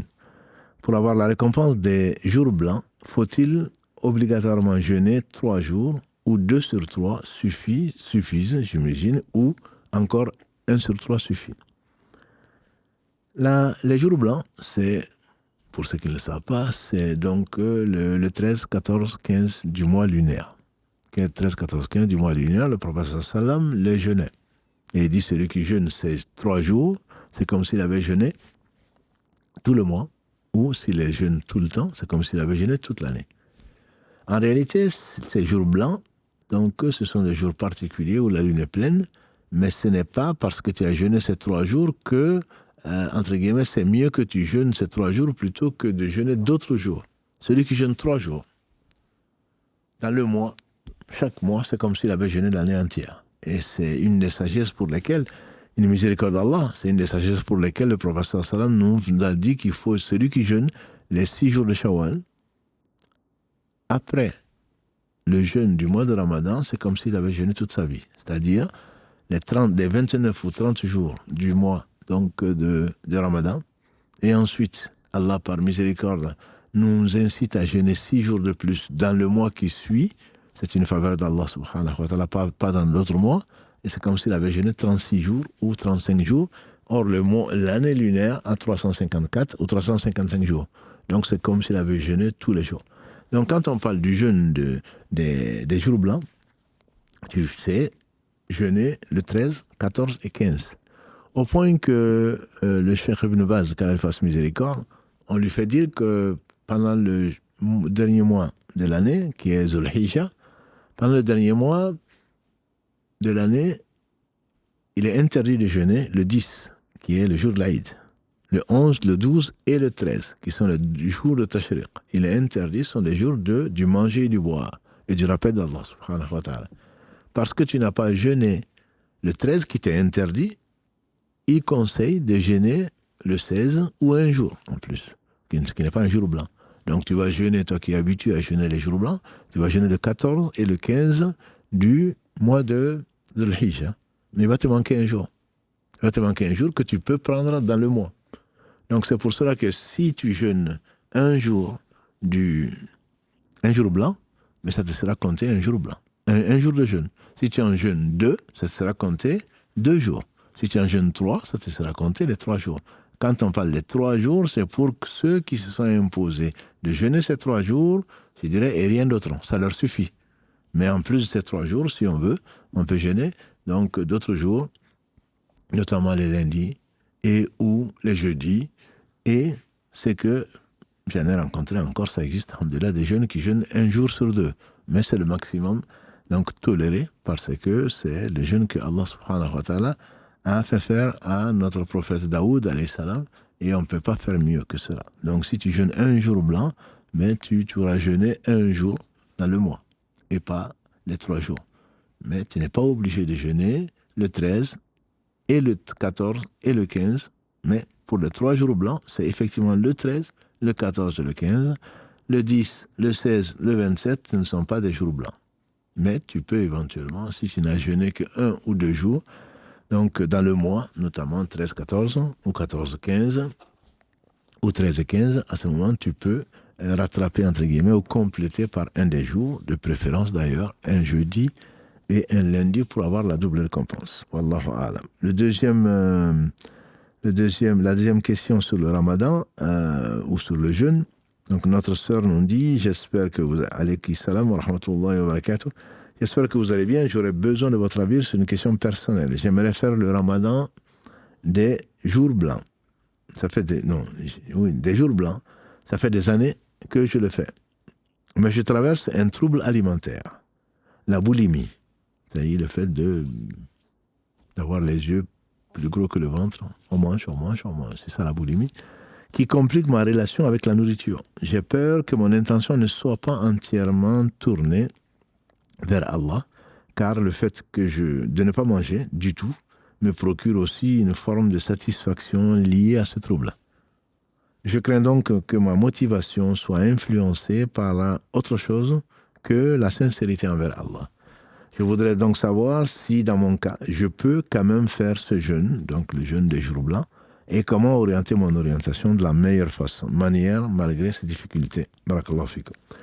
Ma sœur, alhamdulillah, Allah te donne, on sait, même scientifiquement, que le jeûne est bon pour la santé. Le hadith qui dit « Sumu tassehu », jeûnez et vous allez maintenir la santé, est un hadith qui est faible. Mais néanmoins, en pratique, il a été démontré scientifiquement que le jeûne de 2 jours par semaine est quelque chose de bien pour la santé humaine. Voilà, ça c'est le jeûne médical. Que dire alors, quand on réfléchit, quand le prophète sallam aimait jeûner lundi et jeudi où nos actions sont présentées à Allah subhanahu wa ta'ala. Donc l'islam n'est que la perfection, c'est la religion d'Allah. Si c'était la religion humaine, certainement, on aurait trouvé beaucoup de défauts. Et il n'y en a pas. Des musulmans, certainement, nos comportements ne sont pas exemplaires, les musulmans d'aujourd'hui, mais l'islam est parfait. Ça, c'est notre conviction. N'en déplaise aux islamophobes. Maintenant, c'est pas parce que ça va te faire du bien que tu vas pas jeûner. Il suffit que tu le fasses pour Allah. Tu veux faire les 3 jours blancs, fais-les. Satan, il va te dire, non, ne les fais pas, tu vas te montrer, tu le fais pas en fait pour Allah. Non, il n'est pas mieux placé que toi. Toi, tu sais. Et s'il te dit de ne pas le faire, ce n'est qu'un piège de Satan pour que tu n'aies pas de bonnes actions. Si, en jeûnant pour Allah, dis-toi, je jeûne pour Allah, ne cherche pas. Ça, c'est les waswas. Ça vient de Satan. Ce sont les insufflations sataniques qui vont te faire abandonner le bien. Le bien, fais-le. Ton intention, Allah sait si tu es sincère ou pas avant de t'avoir créé. Donc, ton intention, dirige-la vers Allah. Point. Ne te répète pas, laisse passer cette idée-là. Je le fais pour Allah. Allah sait si tu le fais pour lui ou pas. Ensuite, que tu bénéficies de cela pour ne pas manger, eh bien, alhamdulillah, tant mieux. Allah ne fait que le meilleur. Donc, en plus de la piété qu'Allah va te donner, pourquoi il a institué le jeûne, tu vas en plus soit garder la ligne, soit en tout cas te préserver des conséquences, donc de la malbouffe, les conséquences de manger tout le temps et guérir peut-être, Inch'Allah, grâce à Allah, de la boulimie. N'abandonne surtout pas ce jeûne-là, et si tu peux en faire plus, fais-le, mais sache que tu le fais pour Allah. Dis-toi que tu le fais pour Allah. Que les insufflations sataniques des waswas viennent te dire que c'est autre chose. Les savants vont jusqu'à dire que ce qui n'est pas fait pour Allah, Allah n'accepte pas, ça c'est connu. Et ce qui est fait pour autre que Allah, c'est de l'ostentation. Mais abandonner une chose par crainte de l'ostentation est aussi de l'ostentation. Parce que c'est un piège satanique. Il te dit, ne le fais pas, toi tu le fais pas, tu n'es pas sincère. Alhamdulillah. Allah sait si tu es sincère ou pas. Donc n'abandonne pas un bien que tu peux faire, purifie ton intention, demande à Allah de t'aider et jeûne ces jours-là blancs que tu as envie de jeûner et il n'y aura que du bien, Inch'Allah. Allô, oui. Allô, oui, salam alaikum. Wa alaykum salam wa rahmatullah. Qu'Allah vous récompense, merci beaucoup. Alors, ma problématique, c'est que j'ai dû subir une intervention il y a 2 mois qui résulte d'un péché que je préfère cacher pour des raisons évidentes. Bien sûr. Et donc, suite à cette intervention, j'ai eu beaucoup de vertiges. Ça m'a provoqué des vertiges qui, normalement, étaient des effets secondaires. Bref, ils ont continué et ça m'a déclenché des angoisses. Angoisses qui, alhamdoulilah, se sont calmées puisque tout ça m'a amené à me repentir et à me changer de vie et à revenir vers Allah parce que j'étais devenue très éloignée. Qu'Allah me pardonne. Et donc, depuis, j'ai des waswas qui sont quasi constants, c'est-à-dire que du moment où je me réveille ou je vais m'endormir, qui parfois arrivent même jusqu'à me paralyser. Et je me dis, ça ne vient pas d'Allah, c'est sûr, parce que ça m'empêche de faire de bonnes actions. C'est-à-dire que j'ai quelqu'un à côté de moi qui, comme si quelqu'un me disait, tu vas mourir. Tu vas mourir, tu vas mourir, tu vas mourir. Et en fait, avec ces événements et cette épreuve, j'ai pris grande conscience qu'effectivement, Allah décide quand est-ce qu'on va vivre et quand est-ce qu'on va partir. J'ai une fille, je suis divorcée, donc je vis seule avec elle. Et donc forcément, ça amène plus de waswas de tu vas mourir, tu vas laisser ta fille. Donc ma question, c'est, j'imagine que c'est fréquent.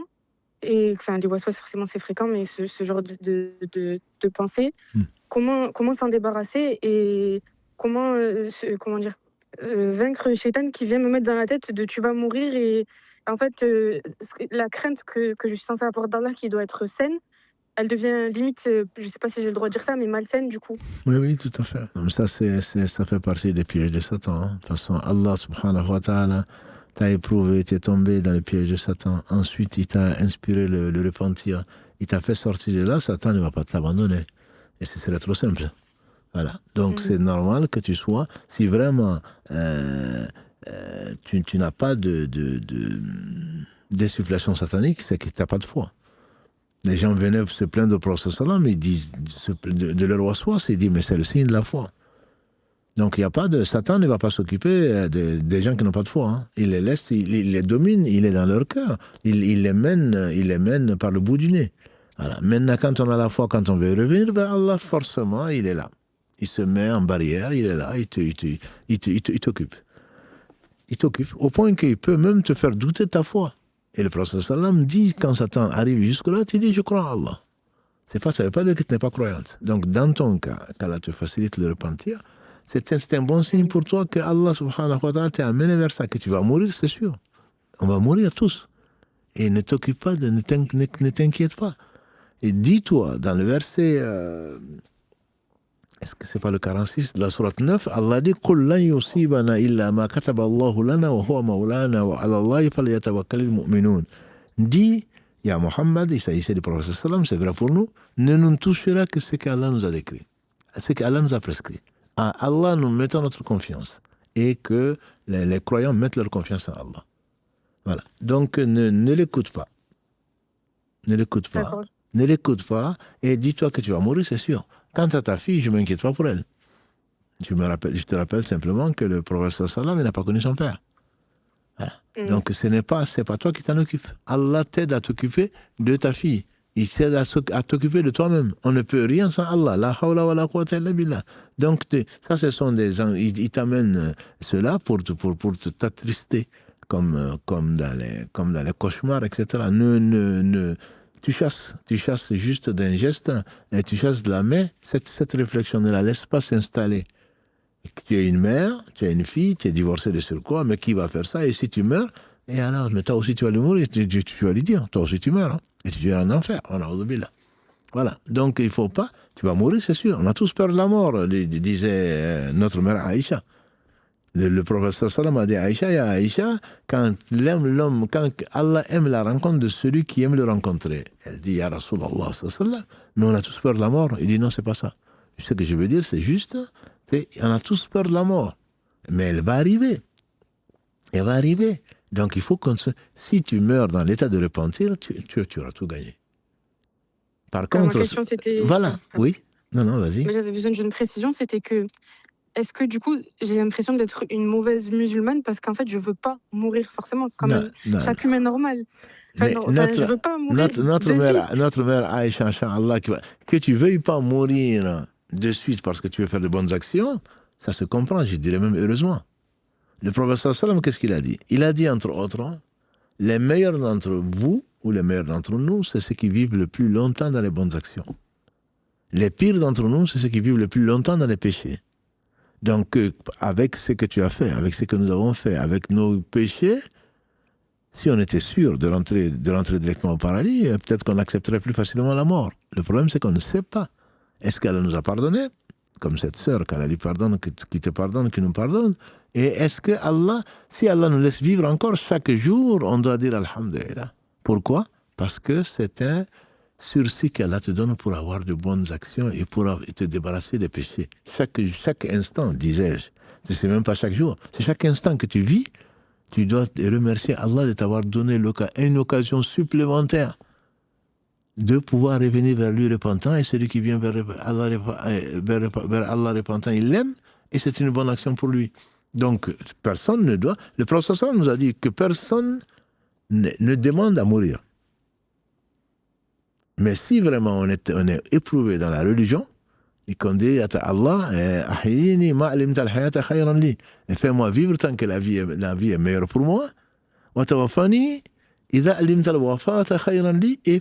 rappelle-moi, quand toi qui sais tout, quand la mort c'est la meilleure pour moi. Donc on a tous peur de mourir parce que tu sais pas ce qui t'attend. C'est soit l'enfer, soit le paradis. Voilà. Donc à partir de ce moment, c'est normal que surtout tu as une petite fille, tu te dis mais qui va s'en occuper, et je l'aime bien, et oui, mais ça c'est normal, c'est humain. C'est humain. Donc ce que tu n'aimes pas mourir, ça je le comprends, et tu n'es pas la seule, si ça peut te rassurer. Simplement, il ne faudrait pas que ça reste dans ton esprit, tu vas mourir. Mais quand tu meurs, il faudrait que ce soit le meilleur moment de ta vie. C'est ce qu'il faut demander à Allah. Quand je te rencontre, que ce soit mon meilleur jour. Et que ma dernière action soit la meilleure de mes actions. Voilà, à partir de ce moment, je ne m'inquiète pas pour ta fille. Voilà. Donc, sache que c'est normal que tu craignes de mourir, c'est normal. Avec ce que tu as fait, avec ce que tu n'as pas fait aussi. Voilà. Et tu ne sais pas dans quel état tu vas mourir. Donc, que tu craignes la mort, c'est tout à fait humain, c'est tout à fait naturel. Et tu n'es pas la seule. D'accord, barakallahu fik. Allah ybarifik.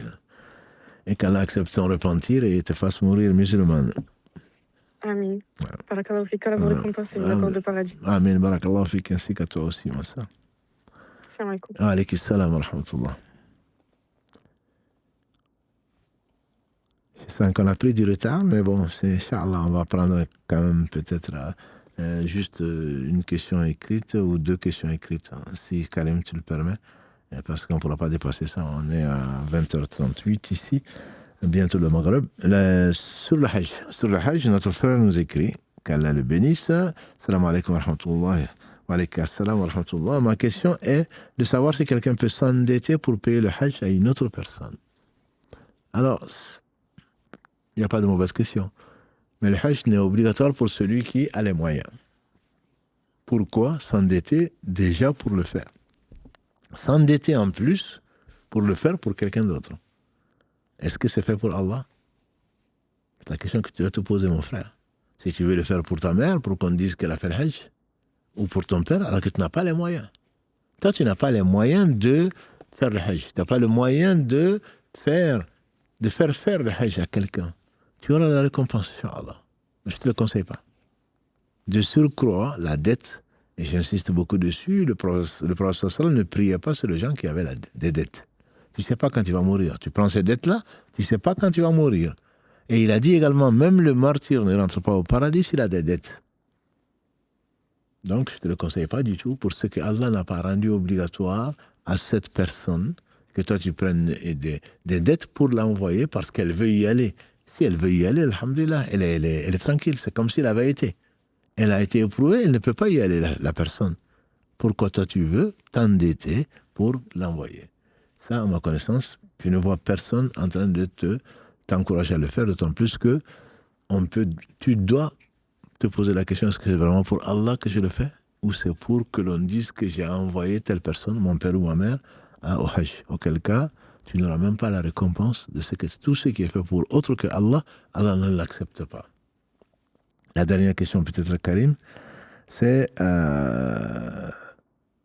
une sœur qui nous écrit, Salam alaikum, mon papa est décédé, qu'Allah lui fasse miséricorde. Ma maman possède une maison en France et à son nom seul. Nous sommes 9 enfants.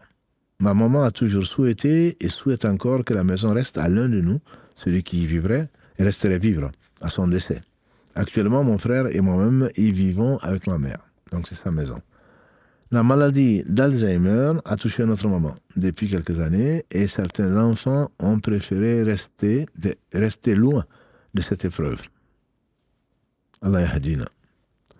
On a consulté un notaire pour le legs ou le don, et c'est impossible. La loi française ordonne un héritage équitable à chaque enfant. Je suis perdu, cher. Beaucoup de rancœur et d'amertume dans la fratrie. Que dois-je faire? Les autres frères et sœurs peuvent réclamer leur part. Ma sœur, remercie Allah. Remercie Allah de t'avoir donné cette occasion de t'occuper de ta mère quand d'autres qu'elle a mis au monde, sur lesquels elle a le même droit que toi, que sur toi plutôt. L'abandonne, tout ce que tu feras, Allah va te récompenser. S'ils ont abandonné leur mère, je crains pour eux, je crains pour moi-même. Je ne sais pas comment est-ce qu'on peut abandonner sa mère, surtout quand elle a besoin d'eux. Elle les a portés, elle a donné tout ce qu'elle peut donner. Et voilà que maintenant qu'elle est éprouvée par une maladie, ses enfants, ingrats, c'est le moins qu'on puisse dire, l'abandonnent. Je plains pour eux, je les plains. Donc remercie Allah, tout ce que tu feras, toi et ton frère et toi, ça vous sera récompensé. Et prie pour eux, parce que sont tes frères, quand ils les verront rentrer en enfer, quand on nous en préserve, mais tu ne peux pas être heureuse. La loi française dit qu'ils vont hériter. Dans l'islam aussi. Dans l'islam aussi. Et on ne peut pas faire de legs dans l'islam pour les héritiers. Même si ce qu'elle aurait pu faire, si elle n'était pas atteinte d'Alzheimer, elle aurait pu te donner ou donner à ton frère. Mais on ne lègue pas. Le legs, c'est quand je vais mourir, ça reviendra à... Non, les héritiers ont un droit. Allah a donné à chaque héritier des droits et on ne peut pas changer la loi d'Allah en disant « quand je vais mourir, vous donnerez qu'à ma fille telle et mon fils tel ». Non, on ne peut pas déshériter. Dans l'islam, on ne peut le faire on peut déshériter que l'assassin. L'assassin de son père ou de sa mère. Celui-là, il est déshérité. Sinon, les autres, qu'ils aient fait du bien, qu'ils aient fait du mal, ça ne leur servira pas à grand-chose, ma soeur. Je comprends que tu as de la rancœur. Lave cette rancœur-là par le fait de remercier Allah. C'est ce qui va t'amener. Lave cette rancœur par le fait de prier pour eux. Même si le cœur n'y est pas. Ça va t'aider, Inch'Allah, à chasser Shaitan. Shaitan n'aime pas ça. À chasser cette rancœur-là pour mieux vivre et continuer à t'occuper de ta mère et qu'Allah subhanahu wa ta'ala la préserve du mal et il l'a éprouvé pour son bien. Donc on va s'arrêter là, Inch'Allah, avec un peu de retard aujourd'hui. Qu'Allah subhanahu wa ta'ala accepte donc de nous et de vous, qu'Allah nous aime, qu'Allah nous fasse aimer les hommes et les femmes qu'il a aimés, subhanahu wa ta'ala, lui qui n'a besoin de rien, et qu'il nous fasse aussi aimer, parce qu'il nous a fait aimer ces gens-là, les actes qui conduisent donc à son amour subhanahu wa ta'ala. Notre prochain rendez-vous, ce sera mercredi, donc dans 2 jours, Inch'Allah, à 19h, juste pour les sœurs et les frères qui n'ont pas pu avoir de place pour le 21 et 22 août, donc dans le 9-3 plutôt. Il m'a été confié qu'une heure après, donc l'ouverture, donc à 21h déjà le vendredi dernier, à 21h, il n'y avait plus de place. Donc, alhamdoulilah, il y avait 150, le vendredi déjà, il y avait 150 personnes qui étaient sur la liste d'attente. Au cas où Allah leur ouvre une porte. Donc priez, alhamdoulilah, ne vous en faites pas, vous aurez la récompense Allah de ce que vous avez vraiment espéré faire et que vous avez fait des efforts. Si c'est complet, alhamdoulilah, vous aurez quand même la récompense. Une fois complet, je pense qu'ils vont, qu'Allah les bénisse, un Nourset, ils vont trouver des liens, ils vont faire ce qui est en leur pouvoir pour trouver un lien pour que vous puissiez, en tout cas ceux et celles d'entre vous qui souhaitent écouter les conférences, que vous puissiez les écouter donc en direct et ou alors en différé, ils le mettront sur YouTube s'ils ne peuvent pas faire autrement. En tout cas, qu'Allah vous aime. C'est une marque de confiance qui va droit au cœur et comme votre fidélité et votre confiance donc à ces émissions de live, Karim et moi-même vous remercie donc pour cette constance et pour cette confiance. Et qu'Allah subhanahu wa ta'ala vous récompense par le meilleur et nous fasse profiter de ce qu'il nous a enseigné. On va se quitter donc aujourd'hui à 20h45, exceptionnellement. Subhanakallahumma wa bihamdika. Ashhadu an la ilaha illa anta astaghfiruka wa atubu ilayk. J'ai oublié de vous dire qu'on avait une famille donc des Émirats Unis, des Émirats Arabes Unis qui vivent aux Émirats Arabes Unis qui étaient avec nous. donc, pour ce live-là, que nous remercions pour leur confiance et leur visite, et toutes les sœurs et tous les frères, surtout les sœurs, donc, qui sont venus de loin, de Mulhouse, de Nantes et d'ailleurs, donc, pour nous passer le salam et nous encourager dans ce que nous faisons. Donc, ils ont profité des vacances pour passer par la mosquée et faire une prière et nous rencontrer. Et ça fait chaud au cœur. C'est une seule et même famille. Qu'Allah vous bénisse, qu'Allah vous aime et qu'Allah nous compte parmi ceux donc, à qui il a réservé dans sa miséricorde donc son paradis plus vaste que les cieux et la terre. Subhanak Allahumma wa bihamdika ashhadu an la ilaha illa anta astaghfiruka wa atubu ilayk.